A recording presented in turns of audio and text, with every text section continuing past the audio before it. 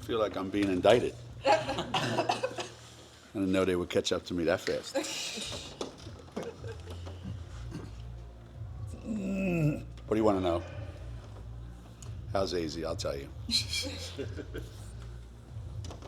Minor sprain to her knee when the kid landed on it. And probably out this week. But after that, day to day. So probably the first good news I've ever gotten from Dr. Coiner. She was so excited she couldn't wait to tell me. So there you had the AZ Fudd report. How are her spirits? Well, if you can imagine what the alternative could have been, her spirits are pretty good, you know. I sat down next to her on the bench and I told her this is not going to go the way it's gone in the past. So we just need to inject some positive thinking there. So, yeah, nobody wants to miss time. Nobody wants to miss games. But given the alternative, I think she's pretty pleased. What about Yana? You said that she might need surgery or an operation? Yeah. That decision is going to be made soon. And if it does happen, it's going to happen soon. We just don't have a date. Would that be season ending? If the surgery takes place, yes. Which is, kid can't catch a break, right? Is Aubrey progressing well? Yes.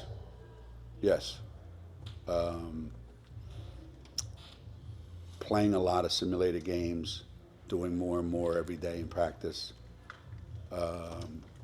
Now it's more of how's her body respond the day after practice. And as that gets better and better and better all the time, then obviously we'll be closer. You still looking at January for her then, probably? You know, that's what she tells me, so I'm just going by what she says. Whether there's any truth to that, I don't know. I take everything my players say with a grain of salt. After looking back at Saturday's film, I know that you said after the game there was a lot you liked, but is there anything you didn't like about the way things progressed at certain points? Saturday?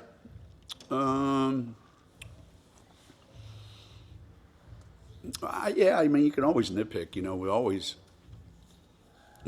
trying to find things we don't like.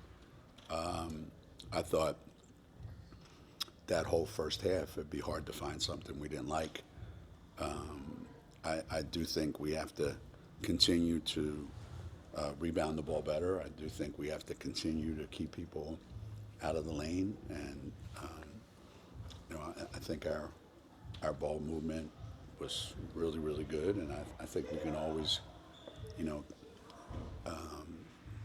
keep getting better at that. But I think for the most part, I think we committed a couple silly fouls that got kids on the bench with a couple fouls that, you're always trying to eliminate. But other than that, there was a lot to like about Saturday, and I thought we were pretty thorough, offensively and defensively. Considering that we did a lot of it without Paige scoring, she made a lot of other things happen. She draws so much attention, so a lot of really, really, good takeaways from Saturday. So with AZ out, I'm assuming you fall back on Ash again, and luckily you started the season with her. What have you liked about her that she's brought this year that's different from last year? She's another one that I think the challenge for Ash going into the Louisville game especially was for her, and KK specifically, those two, because whenever you have two former starter that are used to starting, and now they're coming off the bench, that's a huge advantage that we would have against, some other team. So the challenge was you have to change the game when you come in. The complexion of the game has to look different when you come in. And I thought when Ash got in the game, that's exactly what happened. There were things that she just made happen right away on the offensive end that I thought were decisive. So, she's getting better defensively. I think she can be a much better rebounder. I think she has the ability to do that, and we're encouraging her to do more of that.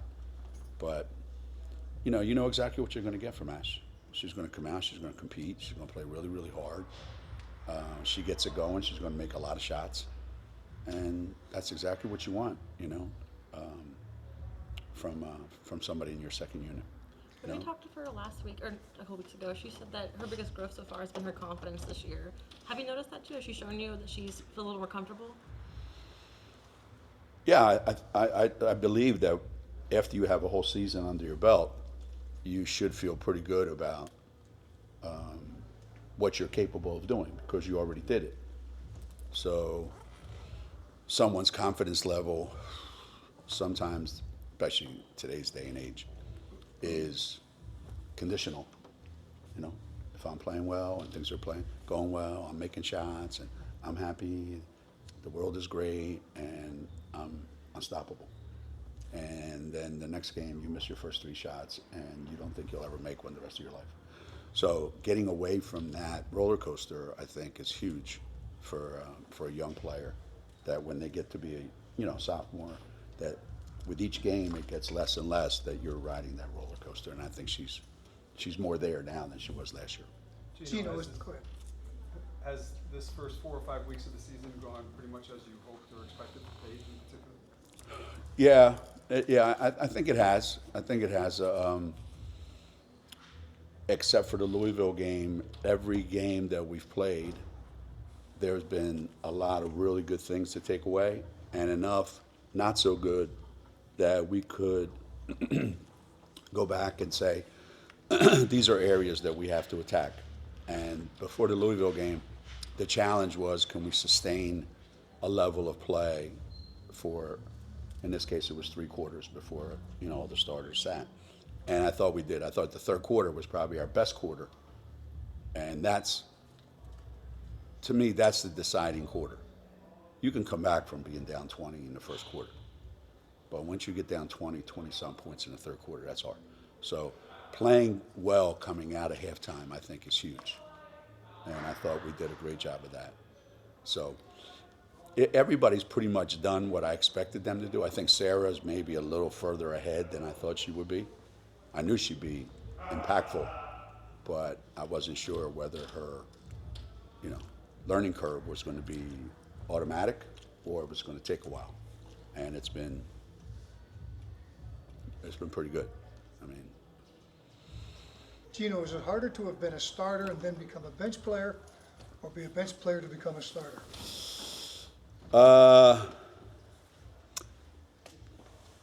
I think it takes a certain kind of mindset to be someone that watches the first couple minutes and then comes in, because you can take that as a negative, or you can take it as a positive. I'm way more ahead than if I started the game and I was thrown right into the mix. Now when I come in, I know exactly what's going on. I know exactly what they're doing. I know exactly what we have to do, where I'm going to get my shots from, blah, blah, blah, blah, blah. And having that mindset, I think you take it as a point of pride that coach is counting on me to change the game. The downside is that everybody thinks having a lot of options is great. Well, it kind of is. But the only downside to that is when players think they're going to play 35 minutes, 36 minutes, 37 minutes every night, they don't necessarily worry about how they're playing, because they go, look at me, I'm like, what are you going to do, take me out? So they just play, and they play through whatever nonsense is going on out there, So it's a benefit for them a lot of times to just play through all that, and yet at the same time, nobody can play through all that for an entire season, as we found out last year. So having the ability to bring somebody off the bench that can be a game changer, I think is huge. So when someone, when a coach gives you that role and says, hey, I want you to be a game changer, I think that's a pretty important role that I'm giving you. but you have to have the right mindset. You can't take it as a demotion, so to speak. You know, like KK and Caitlin are averaging the same number of minutes, almost exactly. One's at 20, 21, the other one's at 19 something. So you're going to get the same amount of minutes. You're going to play the same amount. Just be productive during those minutes. What are you most impressed with this team so far this year? Today at practice, not much, but I think the way we're incorporating everyone in our offense, you know, losing 2 seniors that were instrumental in a lot of the stuff that we did, you know, bringing in some new faces. Our style of play had to change a little bit because of, you know, playing more players.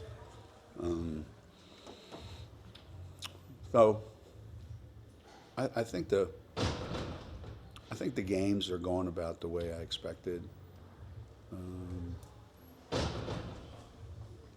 I was pleasantly surprised that rebounding wise, I think we doubled them up on Saturday.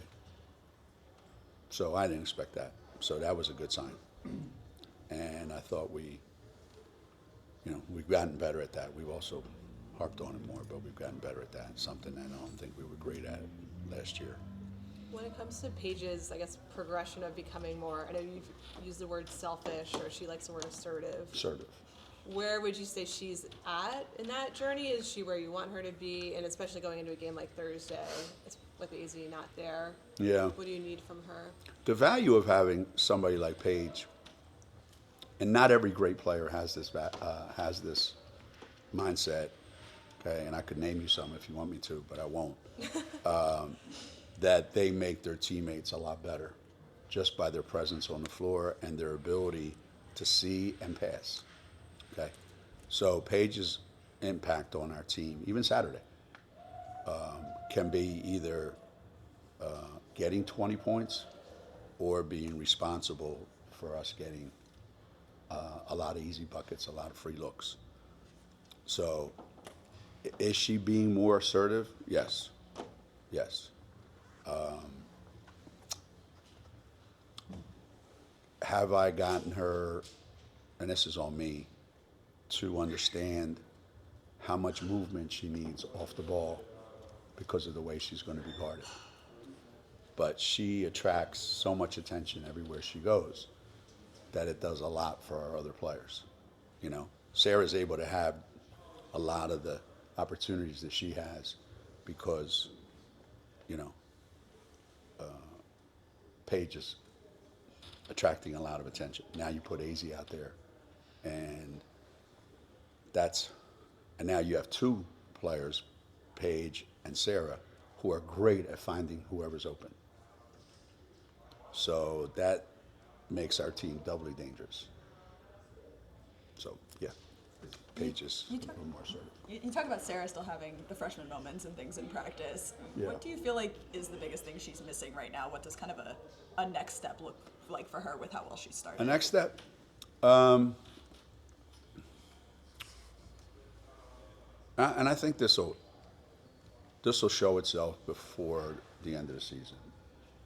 I'm convinced. Act like you're a first-team All-American, as opposed to, you know, I'm new here, I'm a freshman, and we have a lot of really good players, and this is UConn, so let me just blend in. Which, you know, it's hard for somebody like that to just blend in. You know, so accepting that you're really, really, really good, and without putting a lot of pressure on her. There's not many freshmen in America that are doing what you're doing at a level that we're trying to play at.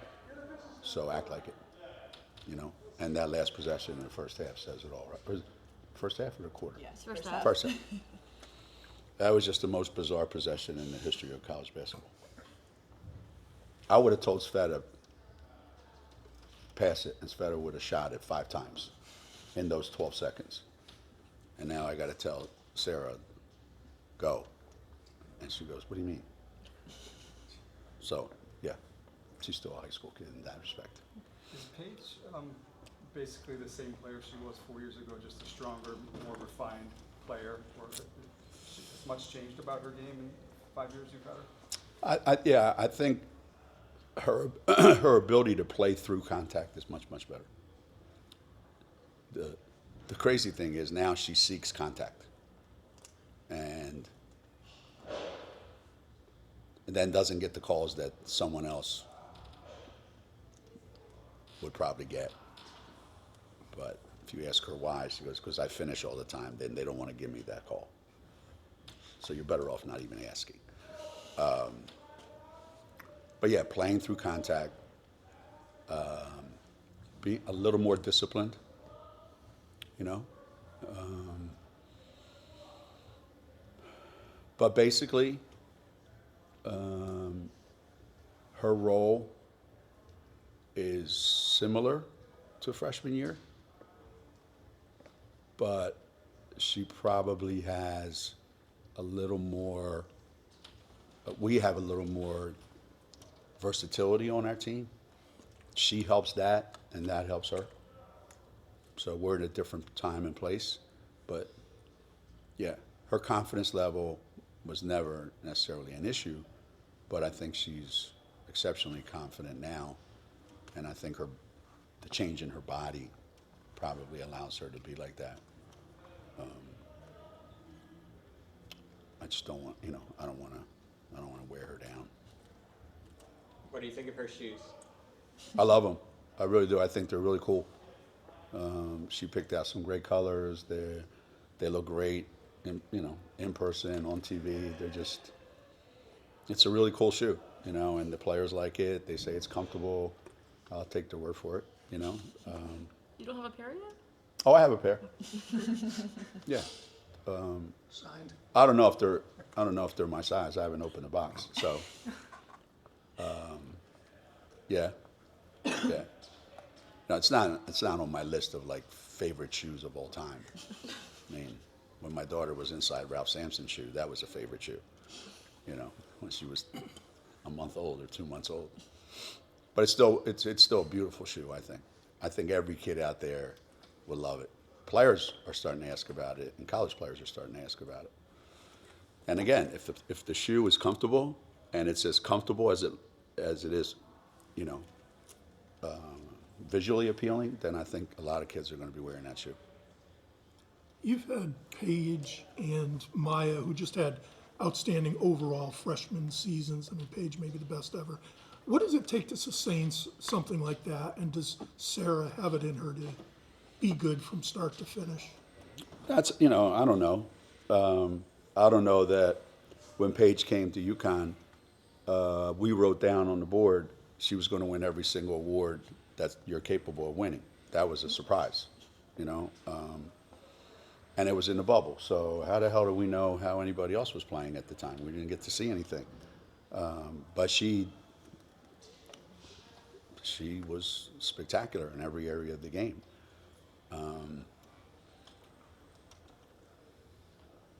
And then life got in the way, right? So right now, Sarah's been everything that we wanted her to be from the beginning of the season to now. Where that goes going forward, I think life is going to determine that. This is a different Notre Dame team that you've seen the past couple of years. Just what impresses you the most with the way Hannah and especially Olivia are playing together?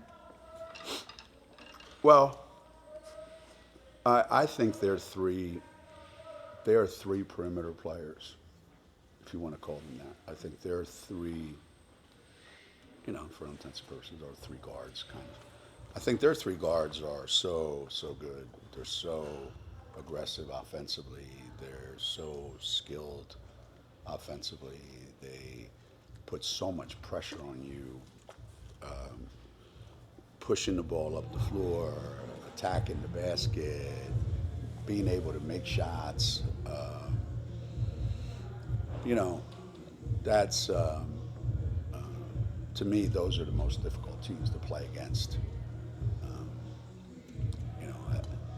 You know, you heard Jeff, Walls talking about trying to prepare for us if Paige, AZ, and Sarah are out there. Like, where do you know?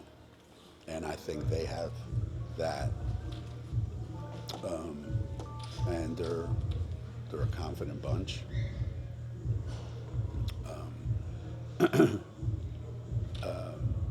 Everybody talks about their lack of depth.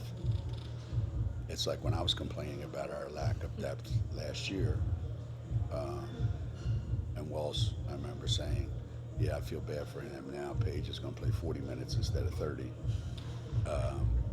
And Aaliyah's going to play 40 minutes instead of 30. So, yeah, their lack of depth is something that they're dealing with that we've been there. But at the same time, those three guys ain't coming out. And that's brutal for everybody else. So I can't wait for the rest of their team to get healthy. So hopefully a couple of those guys get a rest and get them off the court so we don't have to deal with them. Is this the best backcourt you think we'll see all season? Oh, for sure. Yeah. Yeah. I mean, I haven't seen every other team, but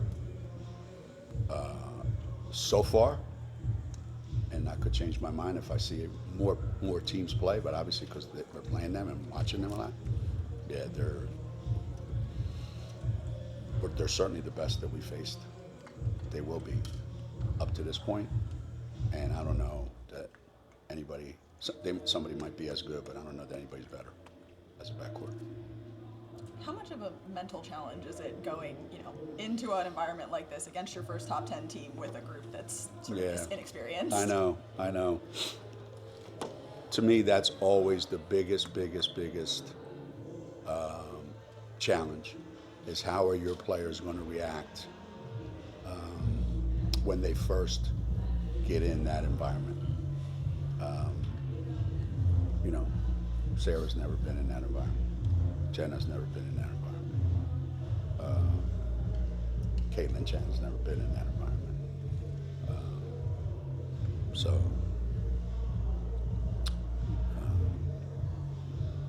You want to experience everything that environment has to offer,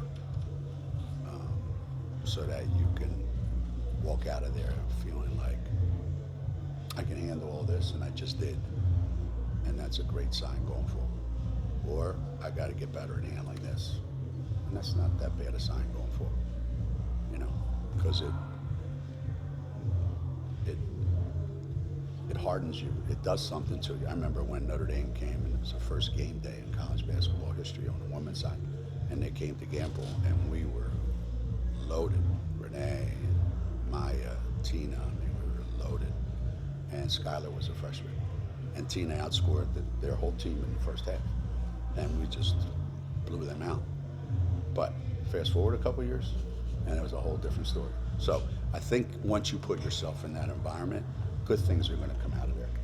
And like I tell the team all the time when we play these games, the loser of that game, the season doesn't end. It's going to feel like an NCAA game, but it's not. And that's the beauty of playing these games. And I don't think people completely understand that, because sometimes it's not being treated this way because there's more games there. But I remember all those times when we played Tennessee and when we played Notre Dame eventually, it was always this year's game of the century. And it's like after a while, you're like, come on, enough already. It's a great game that if you're in our position and you're in their position, you have to play this game. So they'll be excited, we'll be excited, the fans will go crazy, and let the best team win. Do you like playing it in November as opposed to in the winter like you did last year in January?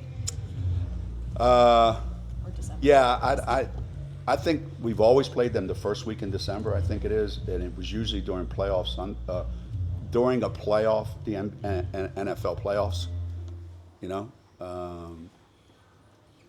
and I always thought that was really good. Yeah. So this is about the time, early December, which is good.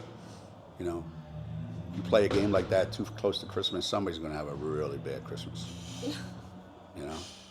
like maybe, you know. So, yeah, this is the perfect time. Perfect time. And football season's over for, you know, college football season, regular season for most people, though. Now with the crazy thing that's still going on, but no, I just think it's a great environment, you know. Just like when they come here, it's fantastic, and so yeah. Welcome to Notre Dame. It's the last year in the series that you have with them. Are you trying to extend that? And I'm sure we will. I'm sure we will. You know,